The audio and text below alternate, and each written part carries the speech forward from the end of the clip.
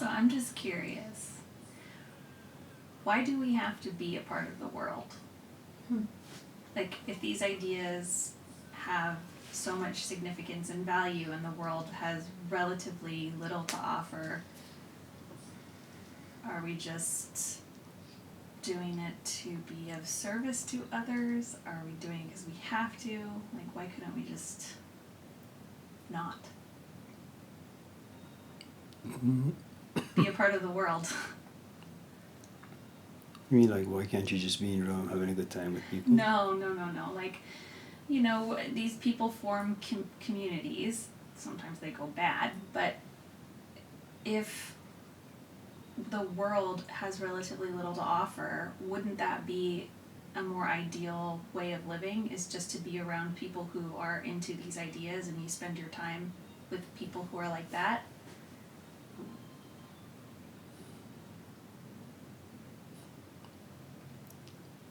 Can you do this again, Alison? And it's not because of you, it's...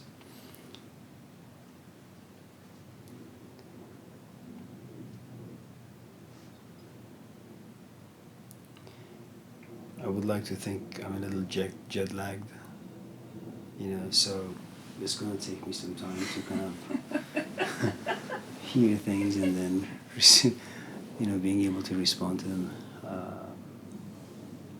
So can you maybe repeat? I can. So if people who are interested in these sorts of ideas don't find value in the world, why are we a part of the world? Why can't we just form a community somewhere and not be a part of the world?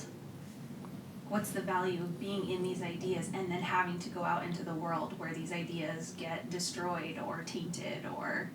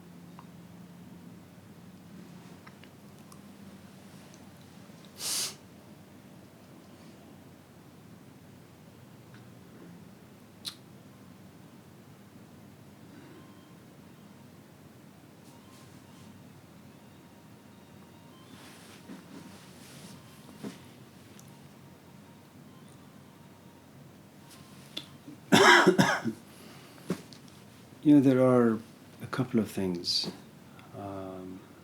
To be honest, I have forgotten your question. I know you've repeated it a couple of times.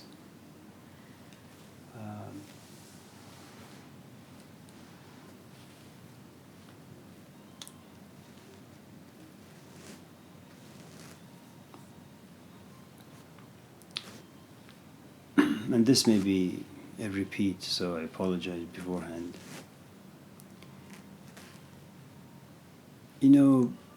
2,000 years ago, someone like Jesus, he is born in a Jewish community. For the most part, their life is settled. They have books, the Jews do, that they read from. They have a God they believe in.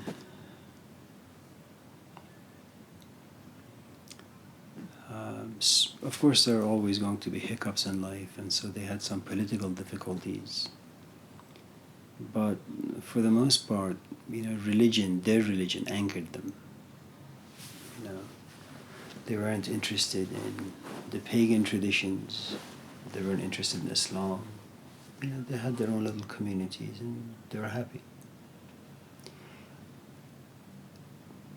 Out of this community comes a 12-year-old kid, Jesus. He looks at his parents. He's not happy. He looks at, his community. he doesn't feel as if he is part of the community. He goes to the synagogue perhaps and listens to people reading from the Talmud. He just doesn't care. It doesn't touch him. And he becomes very discontented, very unhappy, so he leaves.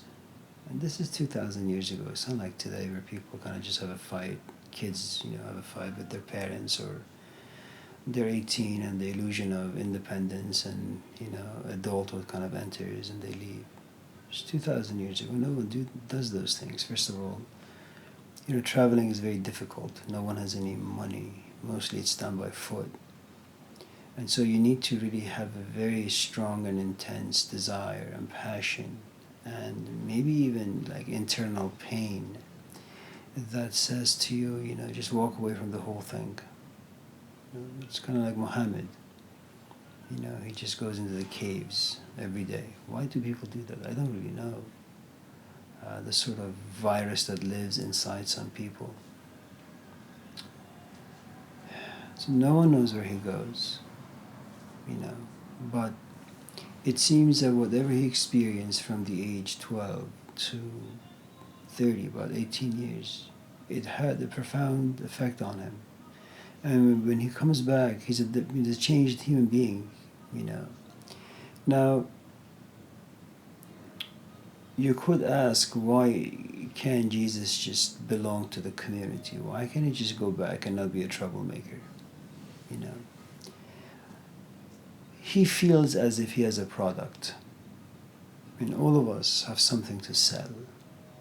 The question is, can you find a customer? And it doesn't have to be profound. Imagine you have a disagreement with one of your friends. It turns into an argument and then a fight.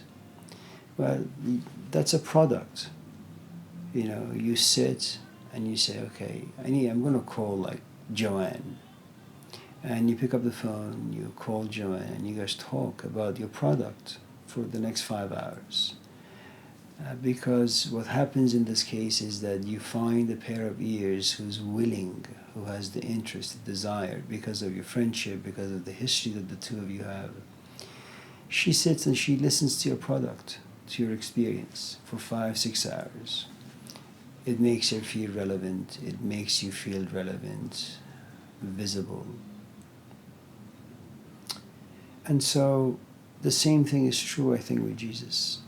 With any one of us, consider Johnny at Sierra. Well, he's gay, so, it's impossible for him not to talk about homosexuality in any single class period. It always pops in. That's his product. He sells it. And he has sold it really, really well, And so, and because he was able to sell it well, now he has an entire campus that sells his product, basically, And it's not easy for anyone to sell any product. You need to, first of all, be able to package it well. You need to, as a seller, you need to have charisma, you need to have magnetism. There is something about you that must be attractive, if not to the eyes of the people, certainly to their ears. If not to their ears, certainly to their soul, if there is such a thing. Something about you must captivate, must capture their attention.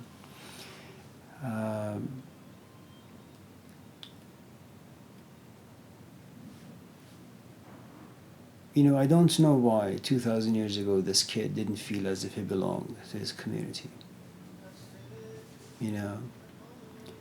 Whatever the reasons were, he just left.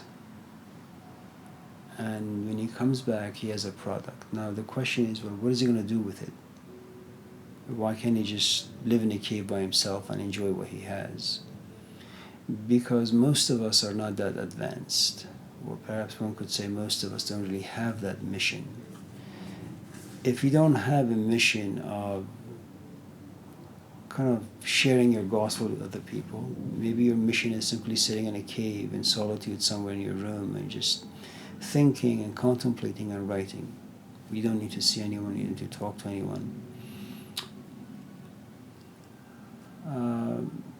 And his mission, which is kind of strange for the Jewish community, is that, you know, you read the books, you come to the synagogue every Saturday, but there is no spirit in it. And I'm going to introduce to you the spirit of the law. You know, it's kind of like what Judge Judy, she was once interviewed, and she was told by the interviewer that some of the judges, jurists around the country don't respect her. And she says, I don't really care. I abide by the letter of the law, but what's most important for me is the spirit of the law. You know, kind of like, you know, Sabbath was made for man, but not man for Sabbath. You know, that you should have the power to kind of use whatever it is that you have in a way that is most comfortable to your own nature. So, you know, despite all of his magnificence, how many customers did he find? You know, he tried to create a cult. You know, so he talks to people. He doesn't mingle with them. He doesn't joke around with them. You know, he hangs out with them as long as they're willing to listen to his product, to his message. You know, a lot of people were okay with remaining, you know, faithful to their own tradition, the Jewish tradition. They didn't much care about, you know, the spirit of the law. The letter was fine for them. There were some people who were not completely happy with the letter. They wanted something more, you know. It's kind of like what John, son of Zebedee, tells him, that, you know, these words were not supposed to kind of be carved in stone, but they were supposed to kind of live inside the human heart. And in 3 years' time, he's only able to find a couple of women and 12 skeptical disciples. You know, and you could ask, well, why do people follow him? Why does he have customers? I don't know. There is something about his message that attracts certain groups of people, repels others, attracts some.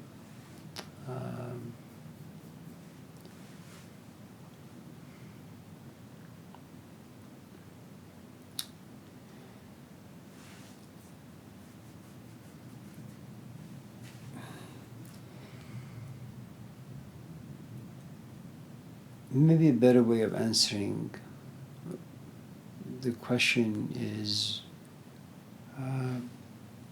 you know, the movie Pretty Woman with Julia Roberts and what's his name?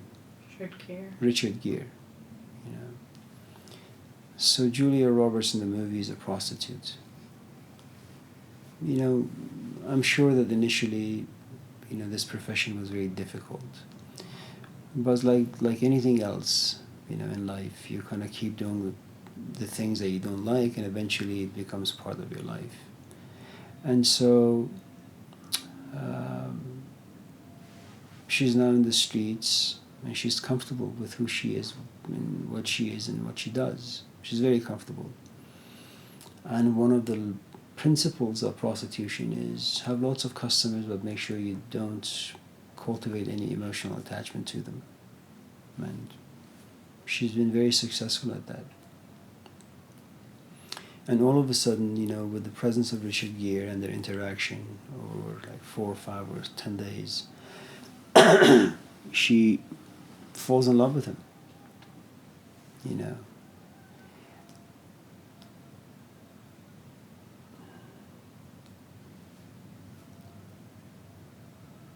So in one sense you could say, well, why would she want to fall in love with a man who would never want her? Because love contaminates her to the point that she can't go back to being a prostitute. She can't just sleep around anymore. Because for the first time in her life, she was able to be intimate with someone, not just physically, but emotionally, mentally, even spiritually, you know. And those are components that will change the very core of who and what you are. And when she comes to realize that this guy doesn't love her back, she just leaves him, and she doesn't want to go back to the streets. And I think what happens is all of us, at some point, we get touched by something, you know. I don't know what it is, but something about us it experiences some changes, you know, and all of a sudden you realize that, well, you can't go back to the old life, and you can't fully grasp the new life. You know, you're a novice. You're kind of just, you're not completely walking. You're just crawling.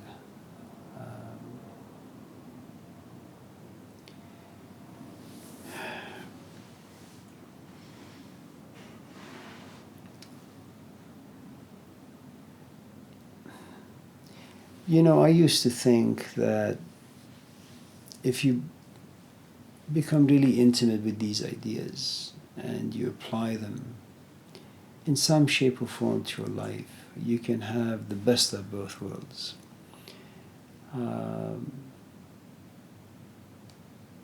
But it's not true, you know, because what you have is, you know, the five senses that we have, they're like gravity. They just pull you down, you know.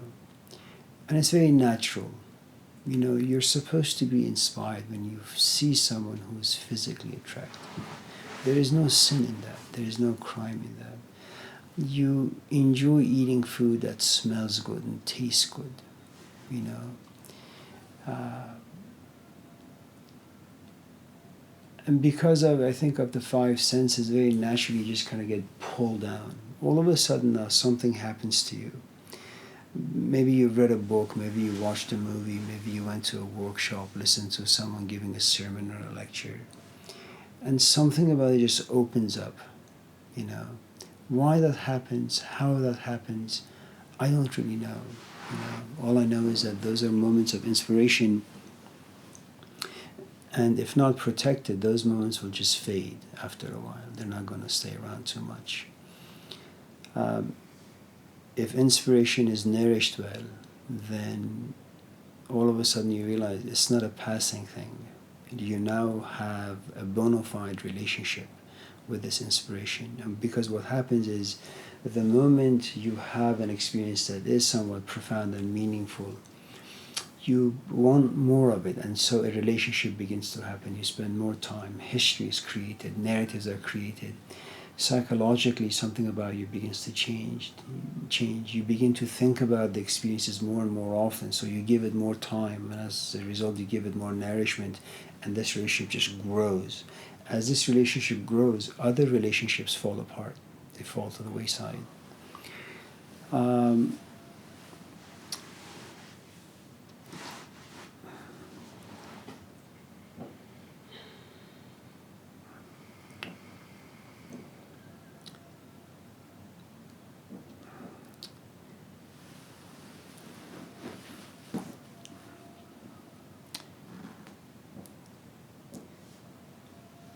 You know, I don't think your question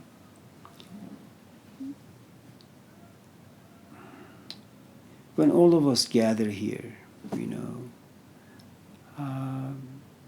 that question kind of disappears, because to some degree all of us are friends, we speak the same language. To some extent, we kind of understand each other relatively well. It's only when you kind of walk away and you find yourself amongst people who don't speak your language, and they reflect back to you how alone you are, and then you ask, well, if I can't talk about these ideas to these people, what are they good for? You know, And the truth is, they're not good for your parents, they're not good for your friends, they're not even good for the classroom if you can't express them well. They're only good for the 5 or 6 people who sit here, perhaps, you know.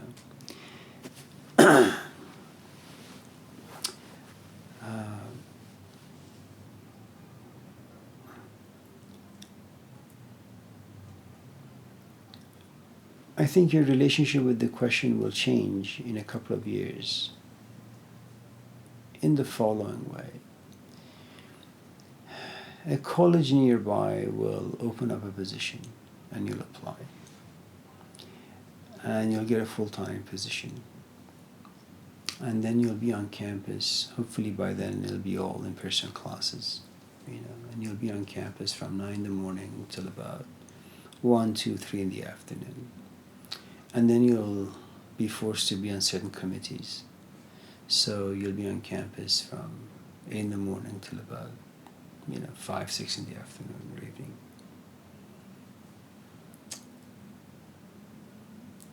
And all you're doing is discussing ways to improve the lives of students, physically, emotionally, intellectually.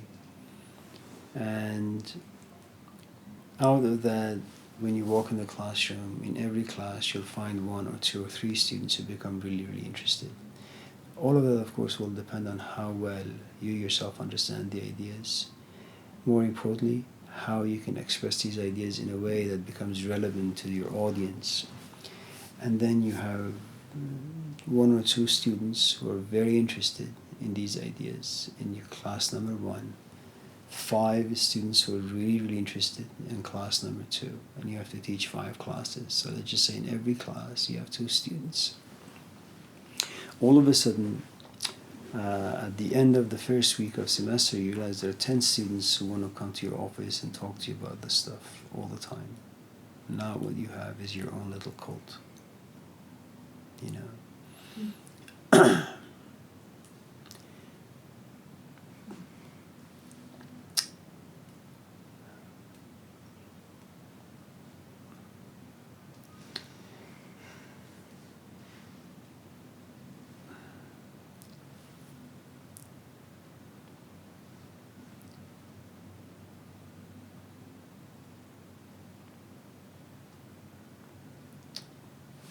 While we were in Umria, this place,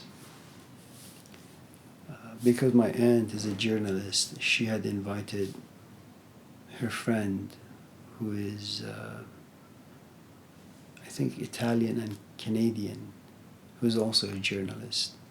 And he had gone to Israel and Palestine. And he had recently just, wrote a book and published it. The same night, there was this guy whose name is Richard. I forget his last name.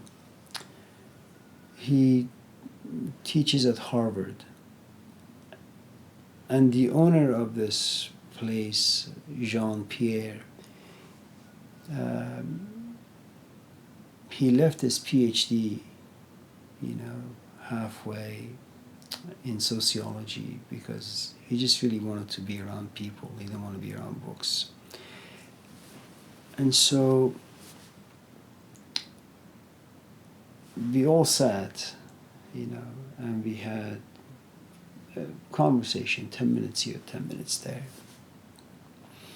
And I think what was happening is that everybody was just getting so tired of walking around aimlessly.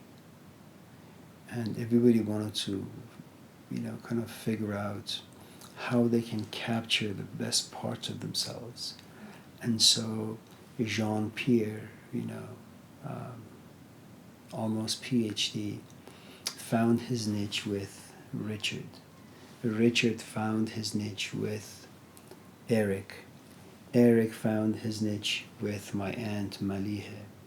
And all of a sudden, the best parts of people were beginning to come out. And what they realize is that they all like to go to the Middle East, and get grants from the US, take the money, go feed the kids, and help the sick and the needy,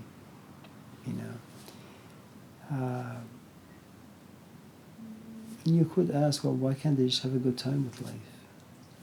I don't know, for some strange reason, they don't find life to be a place of entertainment. They wanted to do more serious work.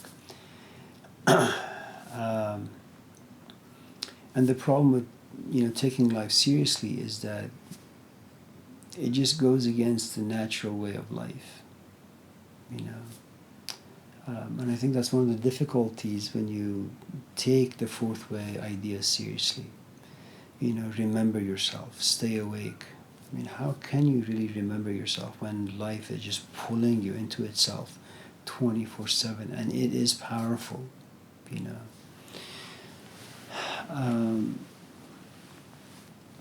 I think the best way to protect these ideas that live inside you is, what you said, is by belonging to a meaningful group or a cult. And you just pray that the cult doesn't go bad, or the group, which is very, very difficult for it not to go bad.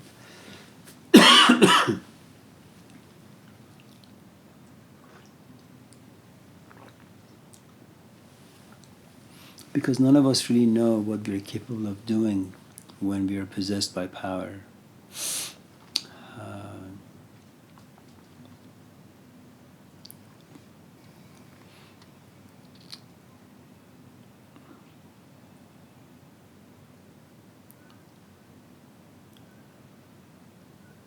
I'm not quite sure the context of, Jesus is saying that you can't love two masters because eventually you love one and you hate the other. And I think it's very, very true.